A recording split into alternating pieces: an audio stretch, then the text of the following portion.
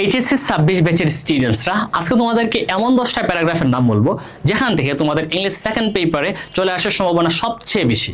তো চলো আমরা এই ইম্পর্টেন্ট প্যারাগ্রাফসগুলো একটু জেনে নিই। আর হ্যাঁ, বলে দেই আমরা এই প্যারাগ্রাফসগুলো কিভাবে সেট করেছি, তোমাদের প্রিভিয়াস বোর্ড কোয়েশ্চেন্স প্লাস তোমাদের টেস্ট এক্সামিনেশনের কোয়েশ্চেন্স অ্যানালিসিস করে কিন্তু আমরা এগুলো সেট করেছি।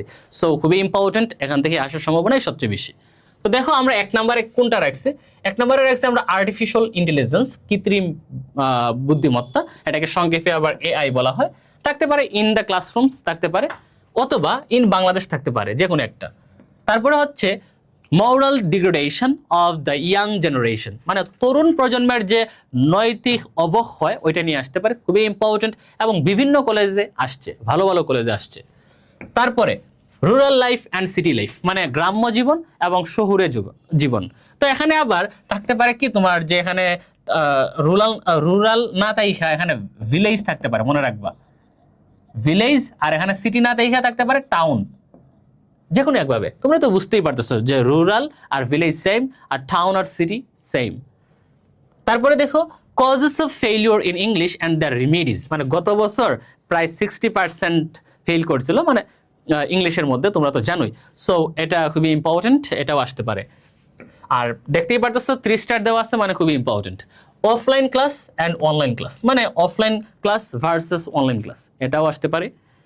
রোড অ্যাক্সিডেন্টস ইন বাংলাদেশ, বাংলাদেশের সড়ক দুর্ঘটনা, মানে দেখো কয়েকটা আইটেমে কিন্তু আমরা সেম টপিক পাচ্ছি, মানে একটা টপিকে পাইলে বা একটা টপিকের জন্য পড়লে আমরা কিন্তু অন্য টপিকে সেটা ইউজ করতে পারি যদি আমরা একটু ক্রিয়েটিভলি চিন্তা করি। তারপরে আছে দেখো nuclear power plant in Bangladesh. এই যে নিউক্লিয়ার পাওয়ার প্ল্যান্ট, এটা নতুন যে আমাদের দেশে যে শুরু হয়েছে, যেটা প্রোগ্রামটা লঞ্চ করা হয়েছে কয়েকদিন আগে। সো নিউক্লিয়ার পাওয়ার প্ল্যান্টের মাধ্যমে বাংলাদেশ কীভাবে মানে বেনিফিটেড হবে, তোমরা তো বুঝতেই পারতেছো, এটা যেহেতু রিসেন্ট একটা টপিক, সো এটা আসতে পারে, একটু পরে নিবা। তারপরে দেখো 8 নম্বরে আমরা রাখছি ইম্পর্টেন্স অফ মোরাল ভ্যালিউজ। আচ্ছা, ইম্পর্টেন্স অফ মোরাল ভ্যালিউজ আর তার পূর্বে যেটা ছিল যে moral degradation of the young generation, প্রায় সেম, মানে একটা ভালো করে পড়লে বুঝলে আর একটা লিখতে পারবা। তারপরে দেখো এনভায়রনমেন্ট পলিউশন, আর এখানে এনভায়রনমেন্ট পলিউশন অথবা এনভায়রনমেন্টাল পলিউশন থাকতে পারে, যে কোনো একটা। এখানে থাকতে পারে ওয়াটার পলিউশন, থাকতে পারে আবার তোমার সয়েল পলিউশন, তারপরে থাকতে পারে তোমার যে এয়ার পলিউশন, যে কোনো একটা আসতে পারে, মানে একটা শিখলেই অন্যগুলো পারবা। প্রাইস হাইক, এটাও দেখো আগেও আমরা পাইছি, প্রাইস হাইক, প্রাইস স্পাইরাল, যে কোনো একটা আসতে পারে। তো এই 10টা খুবই ইম্পর্টেন্ট, মানে 3 স্টার দেওয়া আছে। আই থিঙ্ক এখান থেকেই তোমরা কমন পেয়ে যাবে, কারণ এগুলোই তোমাদের বোর্ডে তোমাদের টেস্ট এক্সামে আসছে।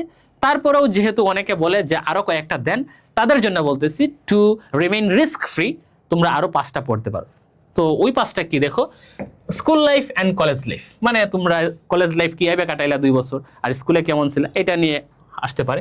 ট্রি প্ল্যান্টেশন, ডিফরেস্টেশন, মানে একটা হচ্ছে বৃক্ষরোপণ আর একটা হচ্ছে কি মানে গাছপালা লাগানো, আর একটা হচ্ছে গাছপালা কেটে ফেলা, দুইটা। তো একটা শিখলে আরেকটা এমনি পারবা। ক্লাইমেট চেঞ্জ অথবা গ্লোবাল ওয়ার্মিং, মানে জলবায়ু পরিবর্তনের ফলেই তো ক্লাইমেট চেঞ্জ হচ্ছে, যে গ্লোবাল ওয়ার্মিং হচ্ছে। সো একটা শিখলে আরেকটা এমনি পারা যাবে।